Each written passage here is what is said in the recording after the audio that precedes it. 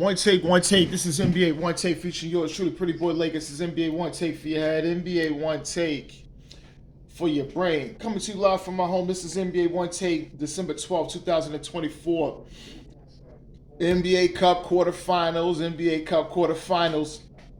Our first game is between the Golden State Warriors and the Houston Rockets. This was a good one. Came down to the wire with a questionable foul with Jalen Green, but he was able to knock down two clutch free throws, and they win 91-90 as the Houston Rockets will go on to Vegas for the semifinals of the NBA Cup, led by Alperen Sengun, who had 26 points, 14 rebounds, and Jabari Smith Jr. had 15.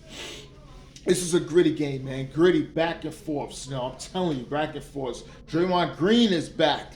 He just wanted to come back for this game for his team. He only had 8 points, but Steph Curry, it wasn't too much of a great night. He had 19. Jonathan Kuminga, he had 20, which is, you know, he's been playing well too since being in that starting lineup. And Buddy Hield off the bench finished with 15. Man, the Warriors, at times, I'm thinking they have it, but it was just rockets. And mind you, they're 17-8 on the season. Okay, 17-8. This Rockets team, Ime Udoka, I'm telling you. You know, Ime Udoka. Right? He's a good coach. He's a real good coach, trust me. And situation with the Celtics. I felt no disrespect for Jonas Udoka. If Ime Udoka was coach, he could win a championship too. No disrespect. Ime Udoka coach last year, but now he got these guys in. They locked in, right? And they're gonna be they're gonna be scary in that playoffs. As presently constructed, they're gonna be something. Trust me, they're gonna be something. But they're gonna be going to Vegas, NBA Cup, and the next quarterfinal game was the New York Knicks, hometown team, going against Trae Young and Atlanta Hawks. It's had all the pageantry, it had all the hostile environment. I got family members, friends, everybody going there. My daughter went there for this game. This is a great game. This is at its best. This is what the NBA needs. You need that kind of, you know, Trae Young touches the ball, booing him out the building. He's hitting a big shot. You know, he's in a big shot and clutch, you know, and just, you know, celebrating, getting the game ball, bowing, doing everything to antagonize Knicks fans. Knicks fans going at it. But the Knicks did go down 108-100.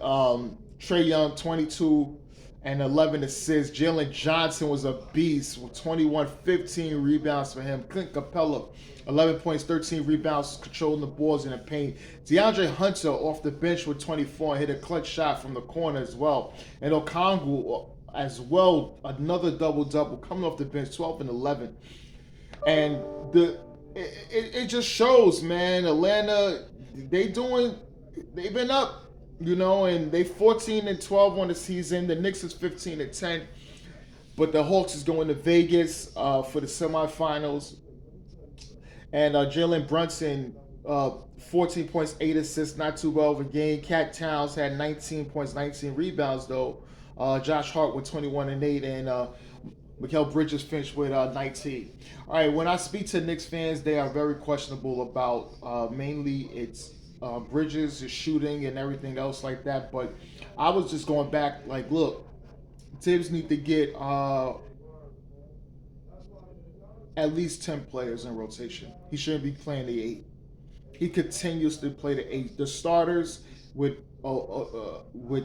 you know, Precious, Achua, Deuce McBride, and Cameron Payne. That's all he's playing. Now he has to do something. We don't even know if when Mitchell Robinson come back, is he even gonna play? Because Tibbs right now is only leaning on 8. Guys are playing heavy minutes, and you know what that means for the Tom Thibodeau crew. And I told you, it's only December. All right, something I watched, 2 things. The Walking Dead This is Daryl Dixon. So this is season two. So Daryl is still in France.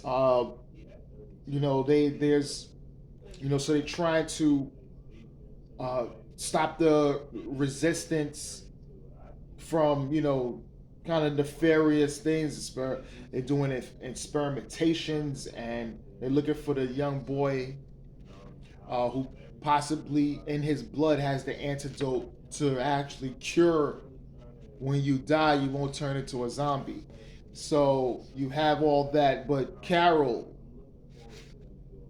is looking for him. Now she left the United States, and she's come. Her trail led her to know that he left on a boat and went to France. Now she found the guy, and they flew, and they had their little thing, and it's a little crazy. But Carol, met up with Daryl. It's a Walking Dead, man. It's Walking Dead. You already know what you get: zombies, killers, all kinds of crazy shit. Um, it's Daryl's Carol. If you watched it, but it was fun. It was a nice fun season. The reunion with them was good. And everything else. So we just can't wait for season three. To see what they're gonna do going forward.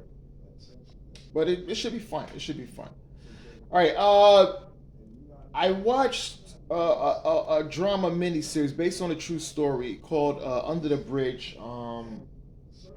It was this young Indian girl called Rena Verk, and she befriended some kids in a group home, and she comes from a Indian family, and but she's a young teenager. She's trying to find herself. She wants acceptance, especially from these girls in the group homes who's very very much challenged and troubled. And they have, it's a lot of drugs. This takes place in the 90s. A lot of, you could tell which year it is. It's probably what, 96 or 97. Yeah, when Ready to not Ready to Die, when Life After Death came out. So it's a lot of Biggie songs played during it, and a lot of these kids actually love Biggie. And so we have that, and then Rena Verk's death is the one that goes under mystery. So you have Lily Glaston, who's playing a detective. She's very much uh, vested in it, about finding the killer because of her own troubles as being an adopted and going in that group home, knowing the craziness that's been involved there, and her traumatic experiences dealing with that.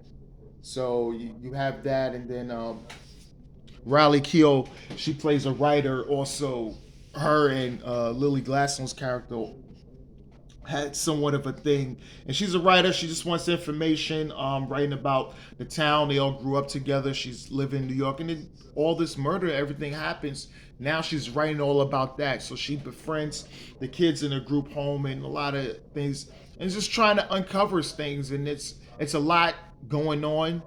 It's very shocking. It's based on a true story. If you can look it up. It was really good. It was really really good. I think it's gonna be some nominations in for this. It's really troubling. I'm glad they didn't really get to the gory details with certain things, but this was a really good series. Really good. I mean, there is going to be some nominations for this film, this series. It was really really good. Well, this is NBA One Takes Pretty Boy Laker, and I am out.